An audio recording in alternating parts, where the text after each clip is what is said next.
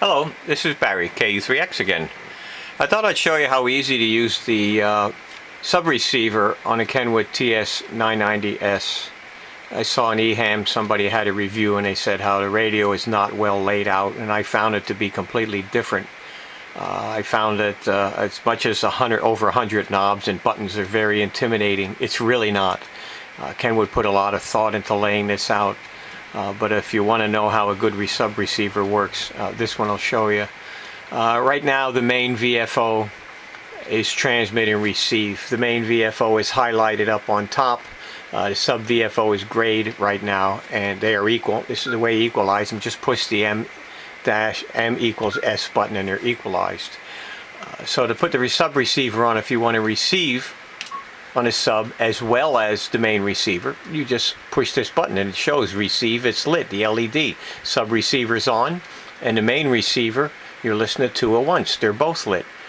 Turn the volume up. You're not going to hear anything because I'm on a dummy load. So right now they're equal and both receivers are on. One thing about the speakers, unlike the ts990 SDX, which if you only had one speaker and you put the sub receiver on, both audios were directed to the one receiver. This one's not like that. You have to have a separate speaker, so you have to have two speakers or a stereo headset. If you plug the stereo headset in, the left ear is the main and the right ear is going to be the sub. If by any chance the headphones you use are wired wrong, you can go in the menu, which is super easy, and you can reverse it.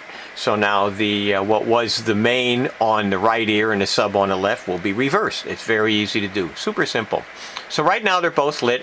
The main knob takes care of the main VFO, and this one takes care of the sub VFO. Now let's say you want to change the sub frequency and use this knob. Come over here. This is controlling the main knob. So right now it says main. Let's put it on sub. Now when you go to sub, this knob will turn the sub receiver. Now we'll go back, this knob will turn to main. Now this one defaults to sub receiver all the time. Go to sub, it still turns to sub receiver. So you do have a separate knob. I didn't want to confuse you, but you do have the option to use this for the sub receiver to change that. So now let's say we're going to turn it off a second. Okay, now it's off.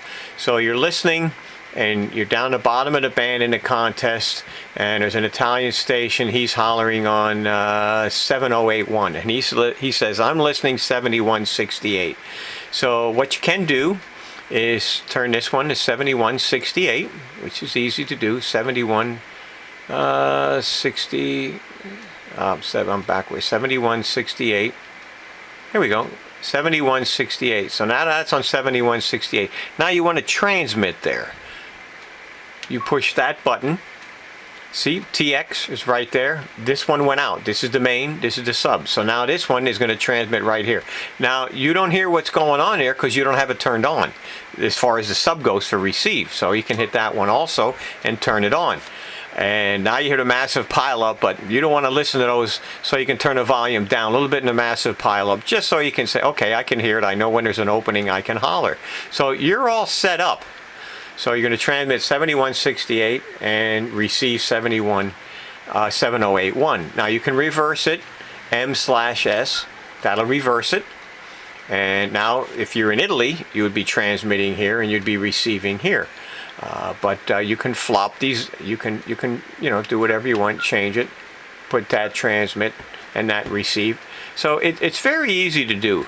And now let's get down to CW. First let's dial the main one down to CW. And let's go down to CW. Okay, so now we're down in CW. And you hear a guy and he says listening up. First let's equalize them. Equalize them. They're both on CW, you're both on the same frequency.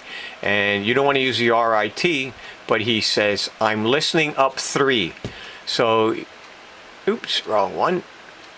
So you dial this one. So let's turn it on, because that's where you're going to transmit. So listening up 3. It's the delta for the frequency is 3 kilohertz. So now you are up 3. And when you transmit, you're going to hear him here. You're going to transmit here, 3 kilohertz up. That's the difference. The transmit light is on. You're also receiving and listening. And the main VFO You're listening here, and you're transmitting and listening here. You don't want to listen here, you just want to transmit there, you can, whichever you want to do. It's super simple to do. It's not hard. So let's get back up again to sideband, and what you have for your buttons over here are called band stacking registers. ICOM did it for years. Kenwood, I don't know if they ever did it, but this radio has it. I know my 950 SDX did not have it, but band stacking registers. So now you're up 7255. Let's go up here, and let's say you're listening to somebody here. First, let's equalize them. Okay, so you're listening to somebody here, and you say, you know what, I heard there might be a 6-meter band opening. I'd like to listen and see what's going on. So we'll go to 6 meters. Both of them are equal, so you're listening there. We'll go to 6 meters. Now the main VFO is on 6 meters of call frequency. Let's flop them over. So now you're sending and receiving here, and you're listening here. So what you'll do is turn your volume up for that one, but you'll turn the squelch, which I never use squelch, but here I do. So you'll turn your squelch, which is right here. So now you're listening there. You're listening on 6 meters. The white noise is squelched out. If somebody comes in, you're going to hear them. So you're talking to your buddy here, and you hear all of a sudden, because it's received, somebody comes in on 6 meters, and you can tell your buddy, hey, there's a 6-meter opening. I'm getting out of here. I want to go up to 6 meters. Then up to 6 meters you go. And if you tell your buddy, hey, wait a minute, I'll be right back. I want to work this guy. Go up here, work the guy, then come back. Hey, I just worked the guy in 6 meters. Pretty good. So that's how easy this VFO works. The antenna I'm using is an off-center fed 80. Made by High Power Antenna Company, and what's nice about it, it works on 6, 10, 12, 17, 20, 40, and 80. So I don't have to change antennas. I'm talking to my buddy on 40, listening on 6. The antenna is resonant on both bands. So when I finally go here, the antenna is resonant, it's ready to go. Now if I needed a tuner there, what I could do is push the tune button. Now it's just tuned and it's ready to go. Now when you go back to 40 meters, let's say I had to use a tuner there. So let's run the tuner. Now, both bands are set up. The tuner has a memory. So when you reverse them, now the tuner comes into play for 6 meters, and you're ready to go. Now we're back to 40. The tuner changes and follows, and now it's ready to go. So the radio is really laid out well as far as the VFO goes. I thought it was anyway. When I bought my 950 SDX, I was so excited because it had a sub receiver. I found it very cumbersome. I was always afraid I was going to transmit in the wrong frequency, and there was a lot of buttons to control it, and if you didn't do it all the time, you would forget, and I got a little concerned. On the antenna switch, I actually have a dummy load. What I used to do is quick go to dummy load, hit the key. It's like, all right, I'm on the right frequency or wrong frequency. I can correct myself. You don't have to with this one. It's ready to go. You'll know just by looking at the LEDs and looking at this. So that works out pretty nice. The VFO, the knob, X amount of kilohertz per revolution, that can be changed in the menu to whatever you want. I slowed mine down a little bit, which is pretty neat.